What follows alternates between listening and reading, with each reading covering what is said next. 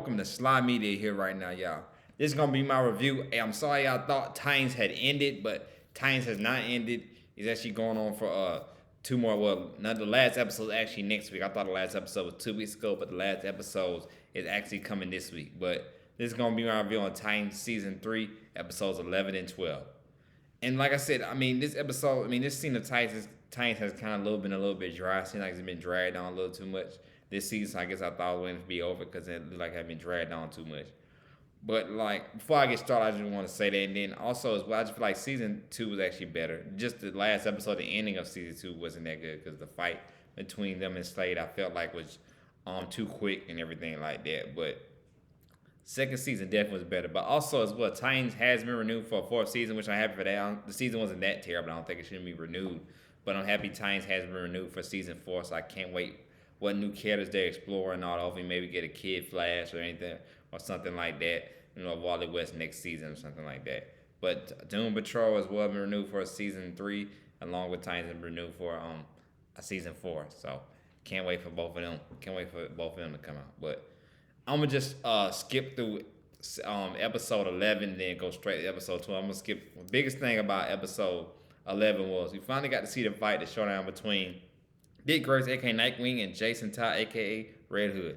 They finally get into it. They get to find Dick Grayson, Nightwing actually wins. Also, a lot of things too. It seems like they're not making Jason Todd this big time fighter no more. It seems like they're making him kind of weak as well. That's why I say there's a lot of knick-knack stuff like I'm seeing this season as well. I know a lot of people in the comment section are the same thing as well. I've been hearing like they really making not Dick Grayson, but Jason Tyler kind of weak as a fighter. And he's supposed to be trained by Batman, so he's supposed to be a good fighter as well. But they kind of make him a little weak. But the fight is still a good fight between him and Dick Grayson. Of course, we know Nightwing Dick Grayson is a better a better fighter, I should say. So of course he won. But the other of this is like when he gets the gun from Jason Todd, he thinks about shooting him, and then he does it.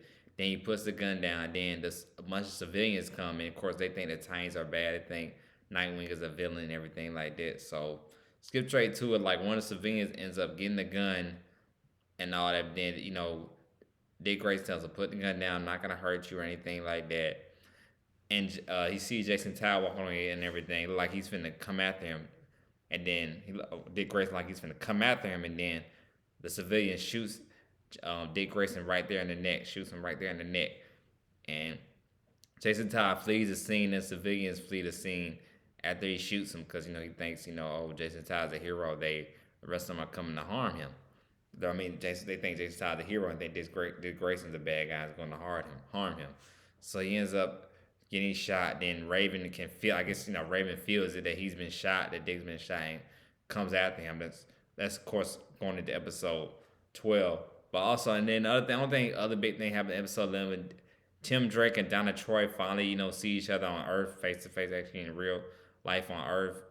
And also, we see Tim Drake's parents. We know about his parents. His dad was a former cop. They found out like that Crane has, some security guards, watching over, trying to take anybody that has weapons of their own and in the houses or anything like that. So we see, the connection between Donna Troy and Tim Drake, and it's like the situation where Tim Drake wants to be Rob, and he wants to be that new Rob, he wants to be that dude. So, it definitely, builds up to that of Tim Drake becoming, that third Robin and being the one, like I said, Tim Drake Robin in the comics is more of a tech guy, not really a fighter like that. So I wonder how they're gonna make, him a fighter, how they learn a little bit of fighting skills. I want to see how that's gonna work for next season. I'm excited to see how that's gonna happen. But that's only another thing too. Starfire does get her powers back when she meets this lady that has this baby, and she protects her from this guy that's like he's finna kill her. So she gets her powers back through this dream and everything like that. So that happens. So and also as well, this same episode, I believe this is actually the same episode as well in episode 11. Before Dick Grayson goes to fight, it is the same episode. Before Dick Grayson goes to fight, Jason Todd, Superboy wants to join in and help and everything, but Dick Grayson knows because Dick Grayson believes Superboy will actually kill Jason Todd. And, Dick Grayson's like Batman. He doesn't want to kill, so he doesn't want Jason Todd to get killed or anything like that. He just, what I'm saying? He just feel like he's somebody in the bad spot. And, he just wants to put him down.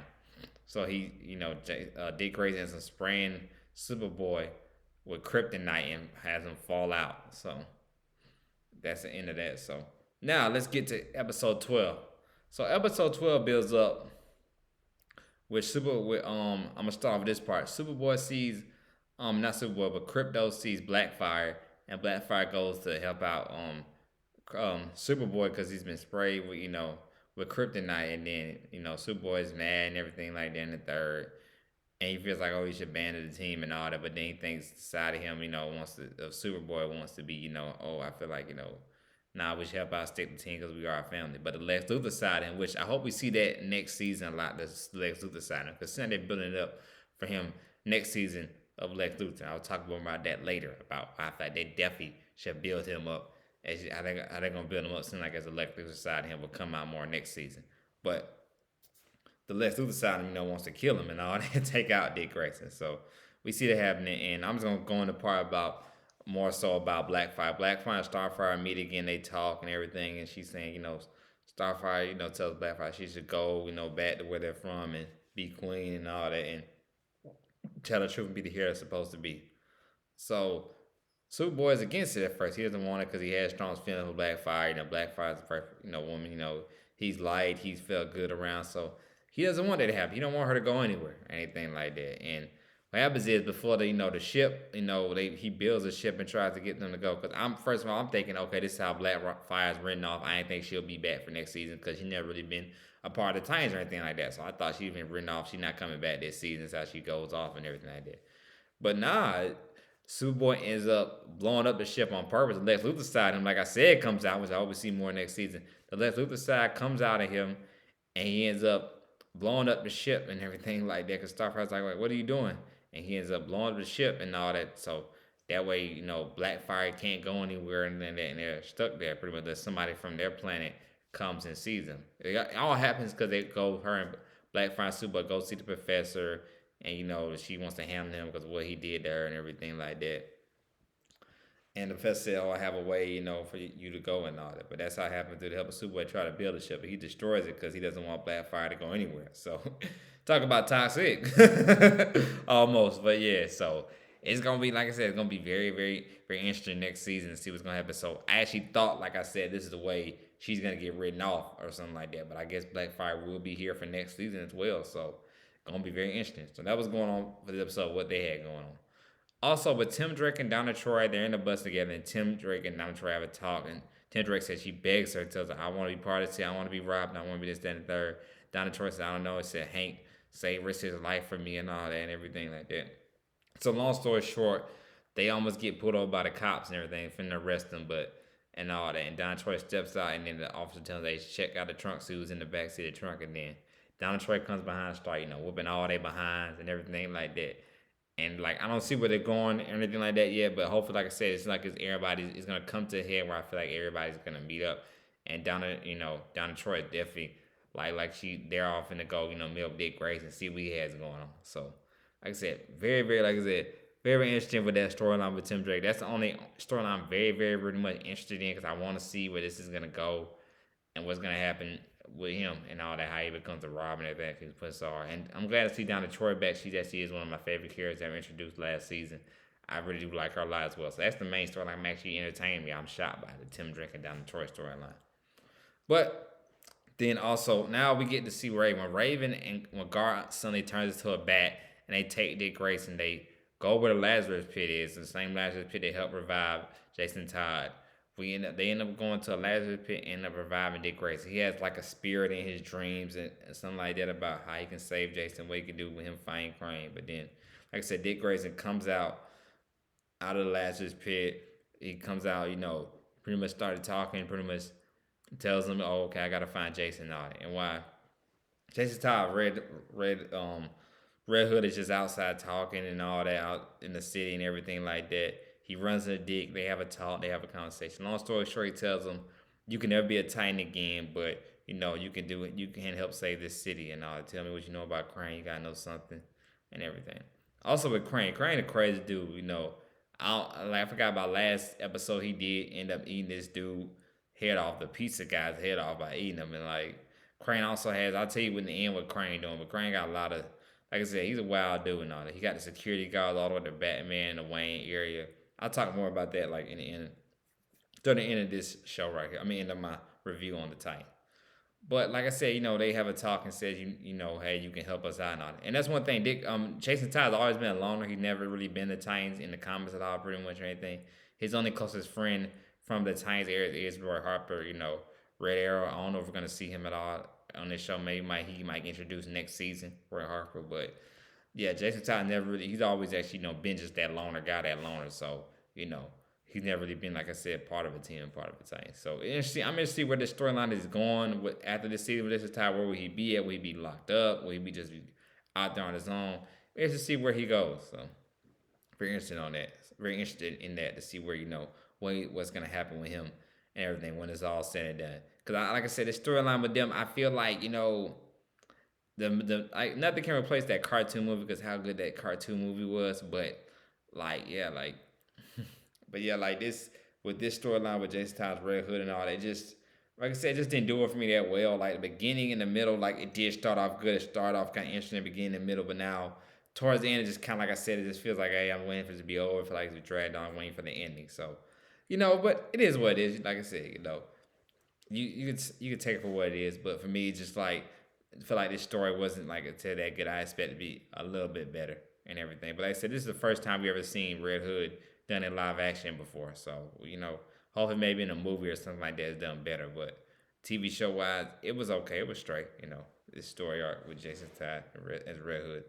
So, but yeah, like so that's what they're talking about. Like they're trying to find out, what's going on, what's his plan, what he's finna do.